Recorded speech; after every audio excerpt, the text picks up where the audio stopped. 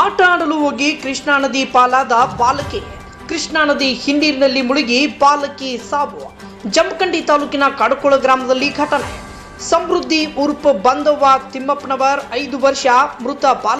ಸ್ಥಳಕ್ಕೆ ತಹಶೀಲ್ದಾರ್ ಸದಾಶಿವ ಮುಕ್ಕೋಜಿ, ಜಮಖಂಡಿ ಗ್ರಾಮೀಣ ಠಾಣೆ PSI HM ಹೊಸಮನಿ ಭೇಟಿ ನೀಡಿ ಪರಿಶೀಲನೆ ನಡೆಸಿದ್ದಾರೆ. ಬಾಲಕಿ ಕೃಷ್ಣಾ ನದಿ ಹಿನ್ನೀರಿನ ಕಡೆ ಹೋಗುವ ದೃಶ್ಯ CCTVಯಲ್ಲಿ ಸೆರೆಯಾಗಿದೆ. ಕೃಷ್ಣಾ ನದಿ ಹಿನ್ನೀರಿನಲ್ಲಿ ಕಾಣೆಯಾಗಿದ್ದ ಬಾಲಕಿ ಶವವಾಗಿ ಪತ್ತೆಯಾಗಿದ್ದಾಳೆ. ಕಾರ್ಯಾಚರಣೆ ನಡೆಸಿ ಹಿನ್ನೀರಿನಿಂದ ಶವವನ್ನ ಅಗ್ನಿಶಾಮಕ ದಳ, ಪೊಲೀಸ್ ಸಿಬ್ಬಂದಿ ಹಾಗೂ ಸ್ಥಳೀಯ ಮೀನುಗಾರರು ಹೊರತೆಗೆದಿದ್ದಾರೆ. ವರದಿ ಭರತೇಶ್ ಪಾನಕ್ನವರ್, ಜಮಖಂಡಿ.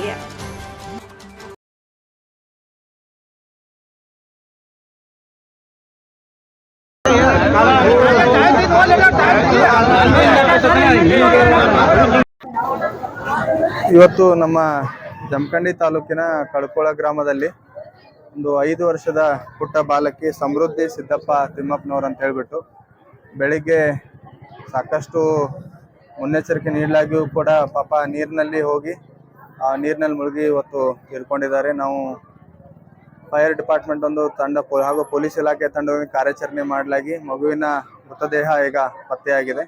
ಅದನ್ನು ಮರಣೋತ್ತರ ಪರೀಕ್ಷೆಗೆ ಕಳಿಸಲಾಗಿದೆ. ಸೊ ಸರ್ಕಾರದಿಂದ ಏನು ಅವರಿಗೆ ಧನವನ್ನು ನೀಡಬೇಕು, ಅದನ್ನು ನಾಳೆನೇ ಕೂಡ ನಾವು ಪರಿಹಾರ ಧನವನ್ನು ನೀಡಲಿಕ್ಕೆ ಕ್ರಮ ಕೈಗೊಳ್ತೇವೆ.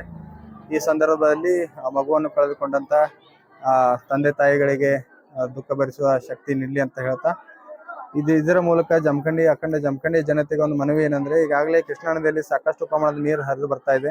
ಸಾಕಷ್ಟು ನಾವು ಮುನ್ನೆಚ್ಚರಿಕೆ ಕ್ರಮ ನೀಡಲಾಗಿ ಕೂಡ ತಾವು ಯಾವುದೇ ಭಯ ಇಲ್ಲದೆ ನೀರಿನ ಕಡೆ ಹೋಗ್ತಾ ಇದ್ದೀರಿ. ಅದನ್ನು ಸಂಪೂರ್ಣ ತಡೆಗಟ್ಟಬೇಕು.